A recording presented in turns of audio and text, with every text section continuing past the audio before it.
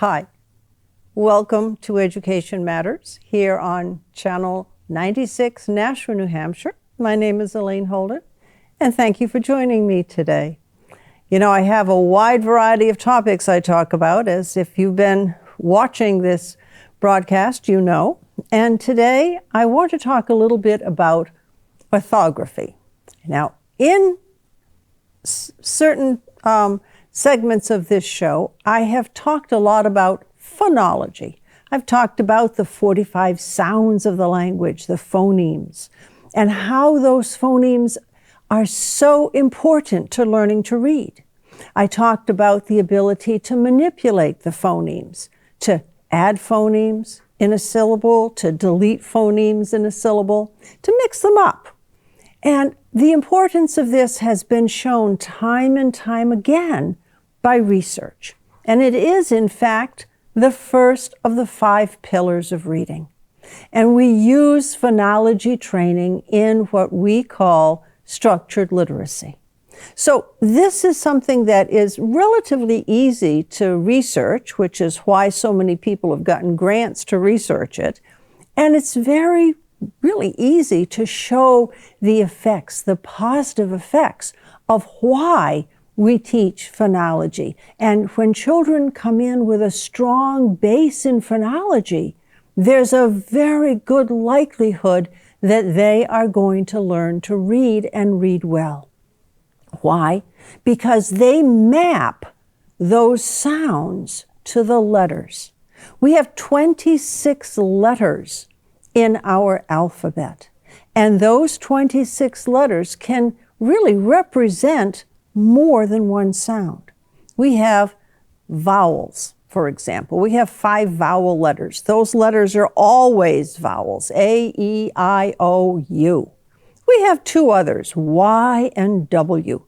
Sometimes the Y is a vowel, sometimes it's a consonant. Sometimes the W is a vowel, sometimes the W is a consonant.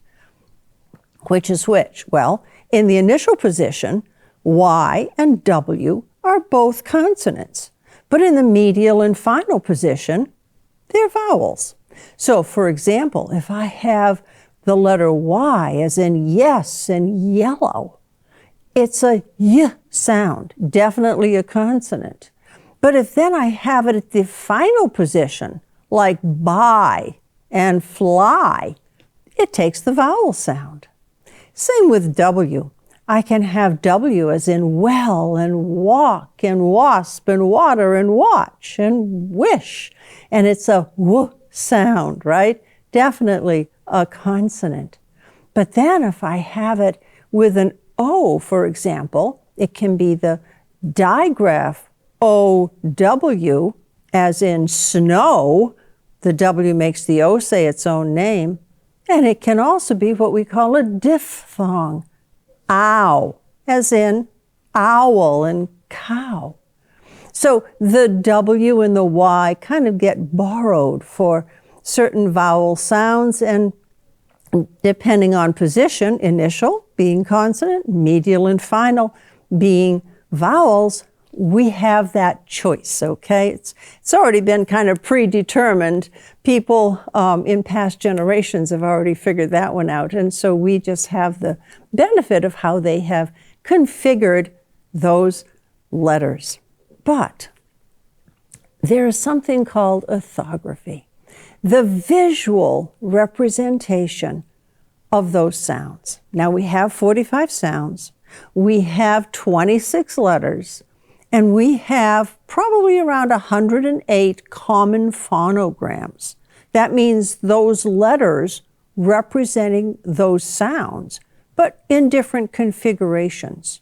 So I can have the letter A like apron, but I can also have AY as in day, and AY is a digraph, and it says A as well. And I have EIGH, 8, right?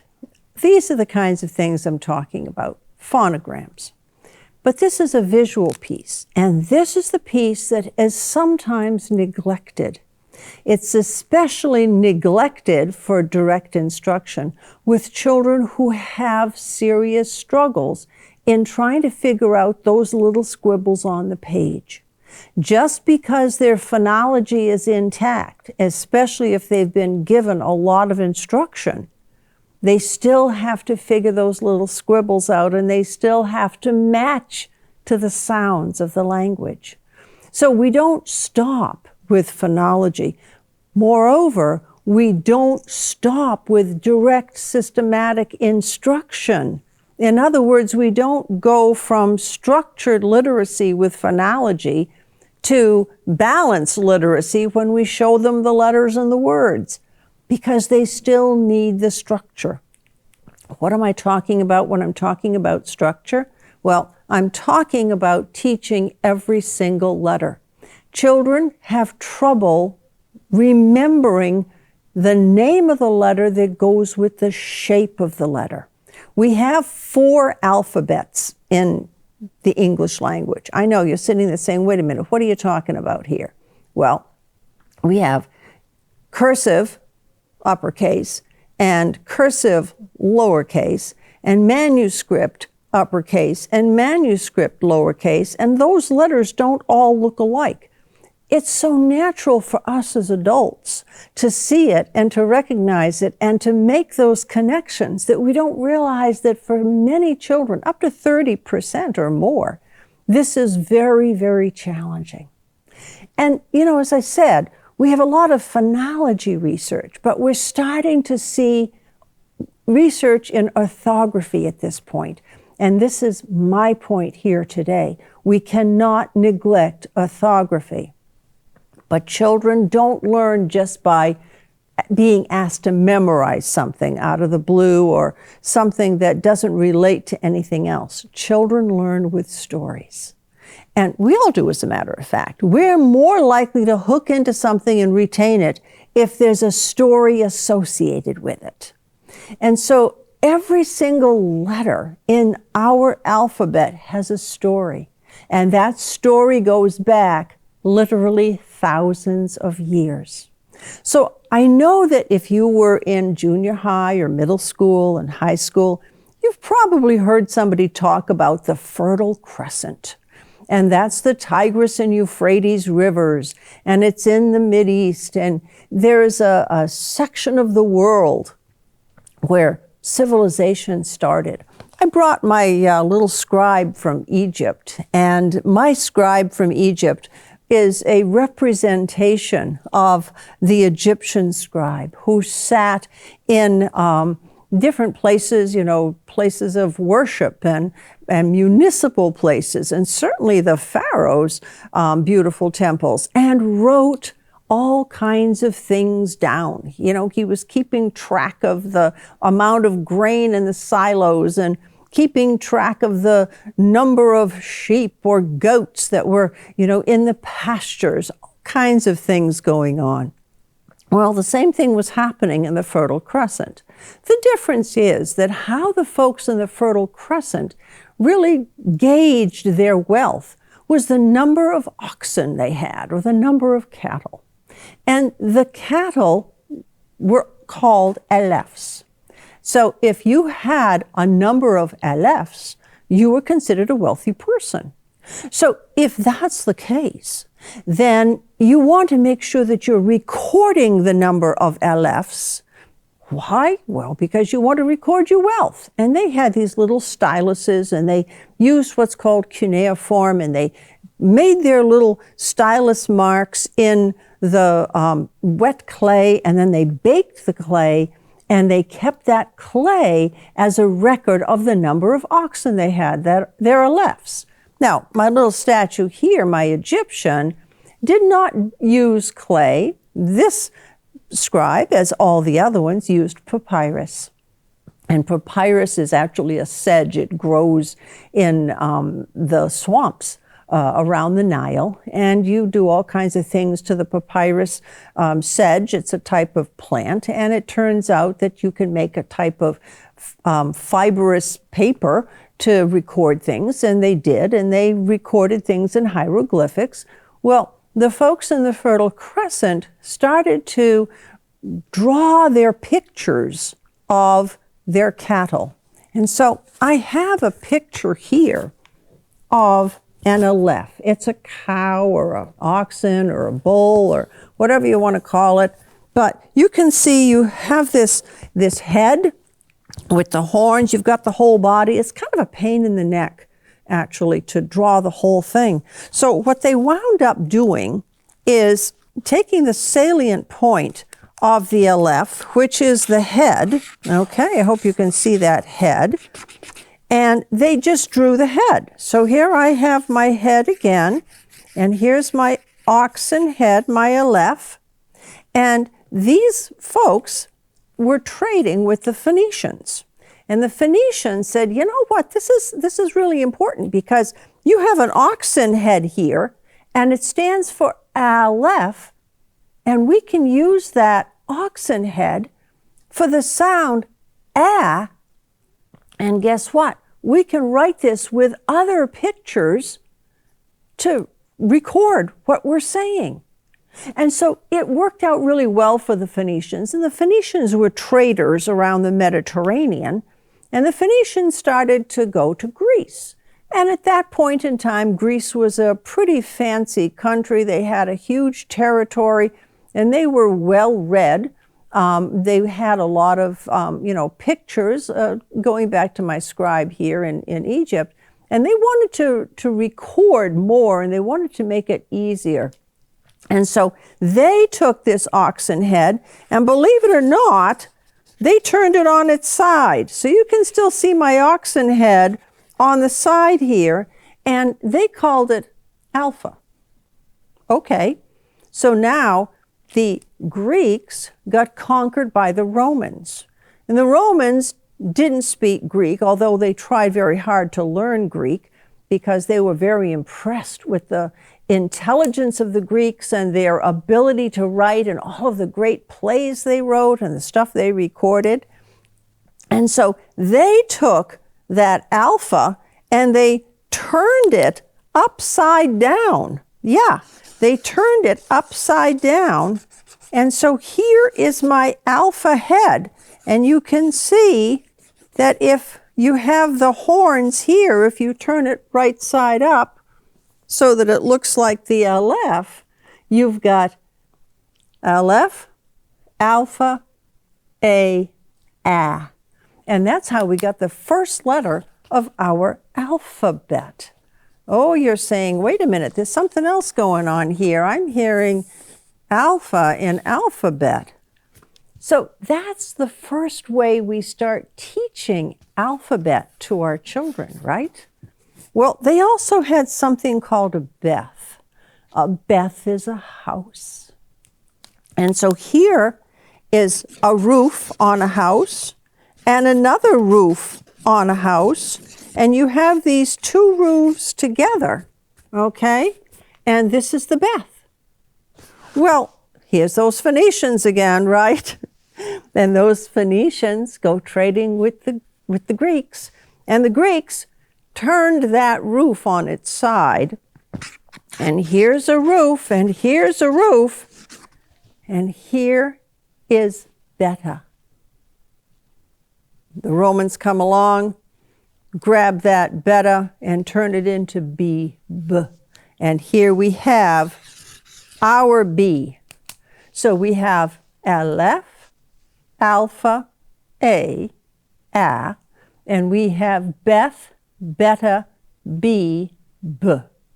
And so the little scribbles are now representing the sounds of the language. And we also, of course, have alpha and beta for alphabet, the two first letters of how we have communicated. Well, I've got another picture here. And you're going to sit there and you're going to say, wait a minute, that doesn't look right. Well, it's actually a gimel. And I've written it right here, G-I-M-M-E-L, gimel? Yep, it was a gimel. And the salient point of this animal, this ship of the desert, is the hump. And so the G sound, gimel, got changed to Gamel by the time the Phoenicians wound up talking to the Greeks. And so their third letter of their alphabet was Gamma. Gamma. And you can still kind of see that shape, right? Yeah, they've turned that hump upside down. Well, when the Romans invaded Greece and the Romans started to take over all kinds of stuff, and they were trying to learn Greek, as I said, right? The Romans had a little trouble at this point. Now, a few weeks ago, I asked you to put your hand on your voice box. And I was going to ask you to say a voice sound and then an unvoiced sound, where the mouth is exactly the same, but one rumbles and one doesn't. And so we had B and P. And I was talking about assimilated prefixes and how support came from subport. We don't say the B and the P together, right? So, assimilation is the same thing. You have the P and the B, and one is voiced, one is unvoiced. Well, here I am with my Gamel, G. And I've got a rumble down here. It's voiced. So the Greeks definitely had that voiced rumble going on. G, Gamel. But the Latin Romans did not. They made their mouth move in the same way. Their tongue is actually scraping the roof of the mouth. When you have the G sound, the tongue scrapes the roof of the mouth. But here's those Romans going, you tried it? Yeah. So, and here I have, guess what? That letter C, you can still see that hump. That hump of the camel is now on its side. But the Greeks could say G with no problem, which is why they have alpha, beta, gamma as their third letter, gamma. We have A, B, C, right? Yeah, and you can see I have a little cedilla under here, by the way. That little cedilla is to show that the C says shh, because we also have C saying K in our language. And what determines the C saying K versus the C saying S, believe it or not, is the vowel that comes after it. K, at, cat. S, scent. S, itty. K, ought. K, ut. And any consonant, K, lean, right? So it'll say K in front of any consonant. Oh, and cycle, it says for that one too. And the Y is taking the place of the I for a vowel because it's a Greek derivative, right?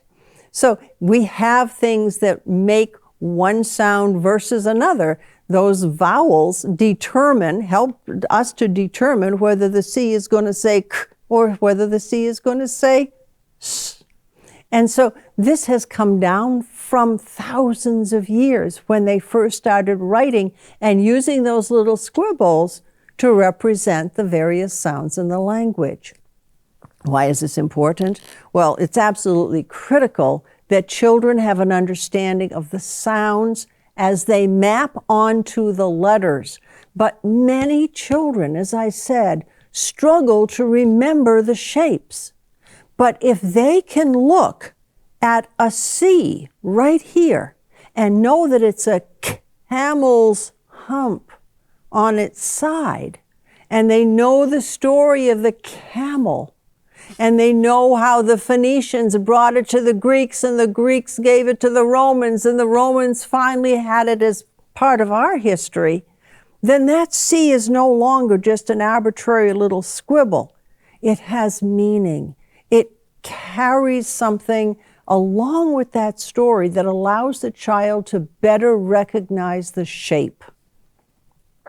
What else have I got here? Well, I have a del F. Yeah, that's our fourth letter of our alphabet. And it's triangular shaped. Why? Well, a del F is the word in the Tigris-Euphrates area way back all those thousands of years ago for door.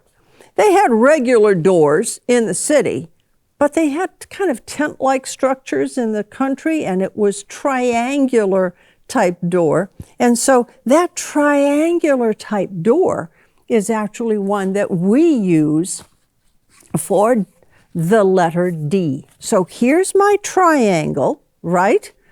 Del F. And then I get down to delta, and then I finally get to D, our fourth letter. But now you want to extend the knowledge, you want to extend the learning so that the kids really understand that it's all over. All these shapes are all over. So when you're teaching science, for example, and I have a picture here of actually I have two pictures. I hope you can see it okay. These are deltas. Yeah. And what is a delta? A delta is sand and silt that is deposited by a river when it flows into the ocean. So I have aerial photographs of deltas, and here is a delta. So I have a river flowing in to the ocean, and this delta is made by a deposit of sand and silt. Here is another delta, and here is another delta. So I've got a couple of deltas here in this aerial photograph. Basically, it's still that triangular shape.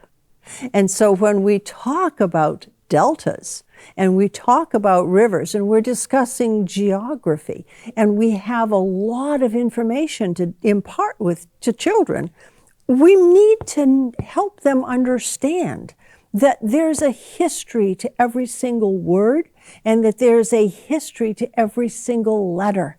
It's the history, it's the story that helps them remember the shape. And when they can remember the shape, they have a far better chance of mapping to the sounds. This helps not just the dyslexic child, it helps all children, because you develop what's called automaticity.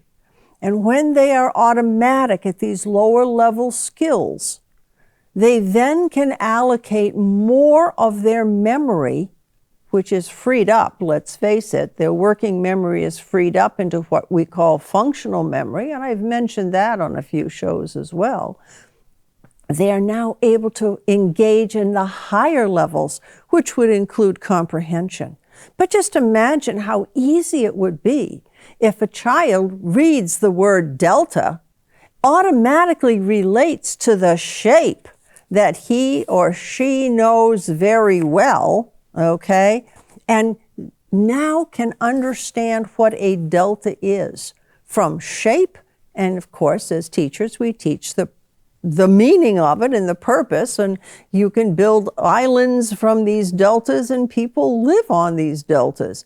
And it's a fascinating linkage that allows us as adults to teach the children to help really anchor that early information. What else do I have? Well, I've got the next letter. I have time for the next letter, and it's heh. Heh. Where did we get that? Well, here's my scribe again. And there was a lot of religion going on in the Fertile Crescent, and even more religion going on in Egypt. And prayer was a very important part of their day. And in fact, prayer is an important part of many people's days, even today, right? So their prayers were sort of started with a heh. It was like, somebody up there, some deity needs to get their attention, right? I want to get the attention of the deity. Heh. So I have an arm in my head, and if I tilt it on the side, I would look like this letter E. Heh. And heh came from the Fertile Crescent. It worked its way through Greece in calling it epsilon, right? And all the way into the Roman alphabet. And here we have this little guy, And look it, I've got an upside down E here that got changed to the letter that we know as E, and this letter from he, breath, prayer, epsilon. And breath, by the way, is a very important thing because we have the word inspiration. Spire is the Latin for breathe, spire. Inspire, inspiration is when we have an idea, a special idea, something that we didn't think of before and maybe nobody else did. But when that word came about for the first time, in those days when people were praying, they thought the deity, God, answered them by breathing that new idea into their heads. That is where they get inspiration. So they didn't think they thought of it themselves. They thought that through prayer, the breath of God came in and gave them the idea, the inspiration. So spire then became something from religion into the thought process over the years. As I said, every word has a history.